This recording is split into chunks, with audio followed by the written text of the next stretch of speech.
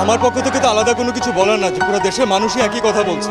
আমরাই যাতে চাকরি পাই ভবিষ্যতে, গিয়ে আমরাই যাতে কোটার বৈষম্যে না পড়ি, তার জন্য আমার ভাইয়েরা বোনেরা আজকে আন্দোলন করতেছে।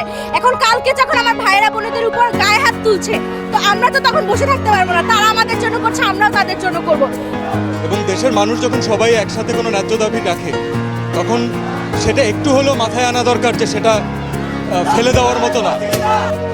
আমরা সবাই এই কর্মসূচিতে সংহতি প্রকাশ করছি। আমরা ঢাকা বিশ্ববিদ্যালয়ে জমা হয়ে পদযাত্রা করে এই জায়গায় এসেছি এবং বাধার সম্মুখীন হয়েছি। আমরা পুলিশ ভাইদের বাধার প্রতি সম্মান দেখায় এখানে অবস্থান নিয়েছি এবং তোমাদের কর্মসূচিতে আমাদের যে সমর্থন সেটি ব্যক্ত করছি, সংহতি ব্যক্ত করছি।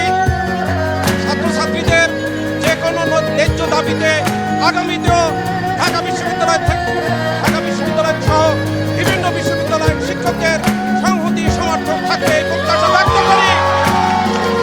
আমরা জাস্টিস চাই।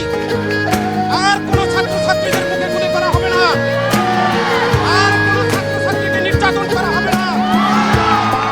আজকের দেশে এমন পরিস্থিতি সৃষ্টি করা হয়েছে, একজন শিক্ষার্থী সে হোক ঢাকা বিশ্ববিদ্যালয় হোক অন্য বিশ্ববিদ্যালয়ের অন্য শিক্ষা প্রতিষ্ঠানে। তো আমরা আমাদের যে ভাইরা, যে বোনগুলো মারা যাচ্ছে, যে ভাইটা মারা গেল, দেখেন যদি আপনি সুস্থ স্বাভাবিক মানুষ হন, আমরা রাত্রেবেলা ঘুমাতে পারবেন না।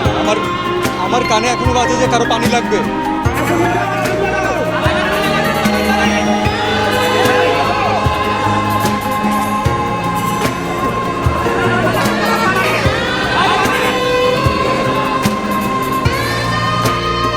পানি আসছে এখন, কারো পানি লাগবে।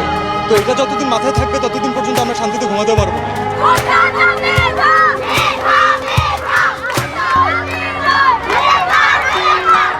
এবং এটা দেশের একজন নাগরিক হিসাবে আমরা তো সারা জীবন মানুষের জন্যই কাজ করেছি। আমরা যারা এন্টারটেনমেন্ট ইন্ডাস্ট্রিতে কাজ করি, আমরা কার জন্য কাজ করি? কোনো ইন্ডিভিজুয়ালকে দেখানোর জন্য কাজ করি না, আমরা দেশের মানুষের জন্য কাজ করি।